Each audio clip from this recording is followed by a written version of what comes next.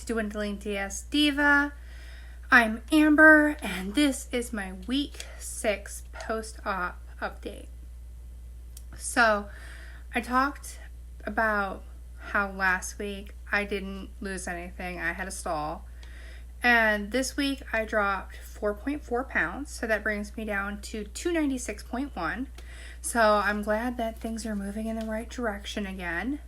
And I'm still having the food aversions, so like meat still tastes like blood. Everything is not very palatable.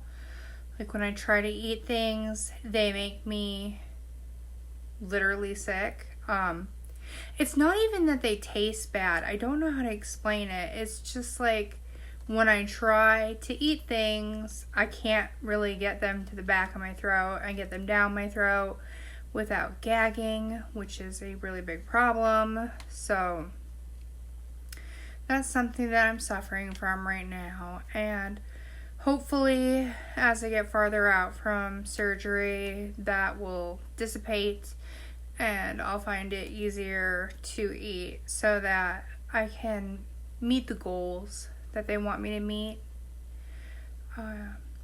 Even my vitamins, like sometimes when I try to chew the chewy calcium bites or something, it's really hard. Like I end up chewing them for a really long time and I just can't get them to the back of my throat and down, and I'll have to take it in like little tiny pieces. It's crazy. I have been taking the probiotic as well. Those don't seem to cause me as big a problem as like the calcium citrate chews do. I am struggling to meet my fluid goals. It's really hard, you guys. Like, I feel like a hobbit now. I have to eat all day long in order to even come close to hitting my calorie and protein goals. And you're not supposed to drink 30 minutes before or 30 minutes after you eat. So it makes it really, really difficult to try to hit your fluid goal when you don't have a lot of time to consume fluid because you're trying to get the food in. Yeah, it's been a ride. My blood sugars have been interesting. So I talked about how when I first came home, they were like in the upper 200s. And week 2, I had to stop taking my insulin because I was dropping into like the 70s. And then a couple days after that, I had to stop taking my glipizide pills as well because I started dropping into the 60s. And I obviously don't want my blood sugar to get too low because that's really bad. So I stopped taking all my medications for my diabetes. And then the following week, they started to creep up again. So I started taking my glipizide again. And then some days I would take some insulin and some days I wouldn't. And my body's really struggling right now because it's not sure what it wants to do, whether it wants to, be diabetic or not. So I am kind of playing each and every day by ear, just closely watching my blood sugars and then acting accordingly.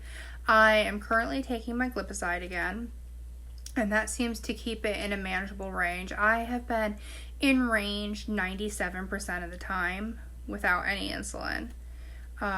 Every now and then it'll go up a little bit and I'll take just a very small amount of insulin, but it doesn't happen very often.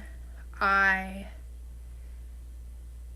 really thankful for that because diabetes is evil. It's so evil. So I'm really glad that that is working out for me. I'm hoping, and both my endocrinologist and my general practitioner and my doctors over at BMI have said, there's a chance, looking good, that I might eventually get off all my diabetes medications, and that it even may help improve my thyroid disease as well. I may not have to take as much medication, but they said there's still a chance that I might have no effect whatsoever from my weight loss or the surgery, and I might still have to take thyroid medicine. So we'll just have to kind of play that by ear and see how that happens. Yeah. So the way that I monitor my blood sugars is I use what's called a Dexcom G6. I used to have the Freestyle Libre. It's the one that you see in the arm. And I really liked that one. And I was kind of like that person who doesn't like the new puppy when the old puppy dies. Because when my insurance changed at work and I had to change from the Freestyle over to the Dexcom, I was so mad about it.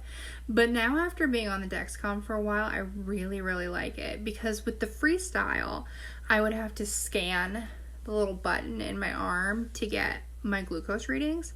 Whereas with the Dexcom G6, it's a constant glucose monitor. So it just constantly sends the data to my phone.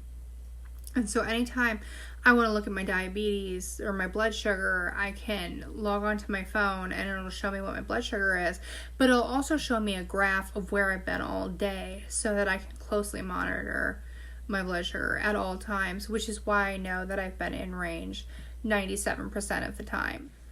So I am really glad that things are going well.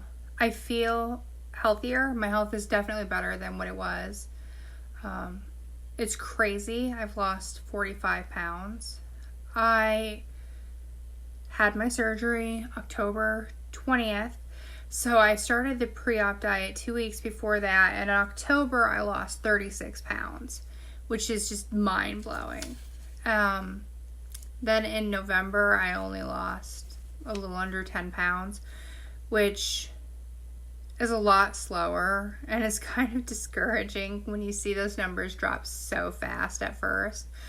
But when I had my appointment with BMI the other week, they told me that it's normal, that I am still averaging what they expect me to be losing at this point in the game. So I guess everything's going like it's supposed to. I would love to see it drop faster again or more, but what are you gonna do?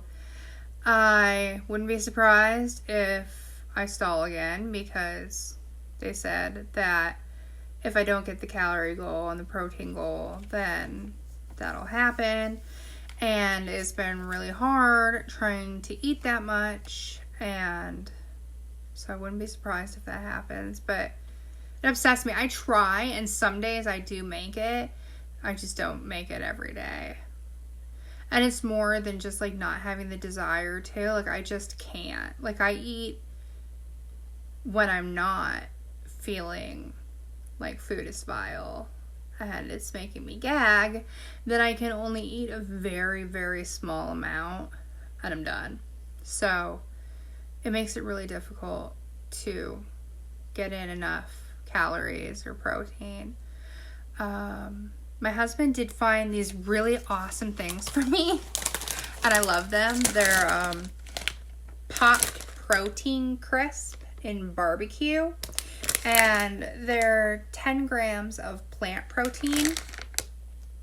And yeah, so I pop those like when I feel like having, like chips, like something to snack on, something crunchy. And that's a good alternative. It has protein in it, so I don't have to feel bad about it. And yeah, they only come in the barbecue flavor. I need to try the Quest chips too, because yeah. And I can't eat like a whole serving size though. Like a serving size is like 22 or 24 chips, and can't eat that much. So that's an ongoing issue for me. Hopefully I get up there and make that goal, because like on a daily basis, because I really, really want to lose more weight. I feel great with what I have lost, and it's amazing how much it's already impacted my life. So I'm really thankful for that. But we're not at the end goal yet, so there's still ways to go. Feeling really good though. I really am. Even though I don't eat very much or drink very much, I feel good. And I haven't had any of my blood work or anything done yet either. So I don't know how I'm doing as far as like vitamins and minerals or any deficiencies or anything like that. But I feel good. So that's good, right? Yeah. Still really digging just my plain water. It's the new you. And yeah. So doing good. And I will keep all of you posted on how my progress is going. And I'll talk to you guys next week. Bye.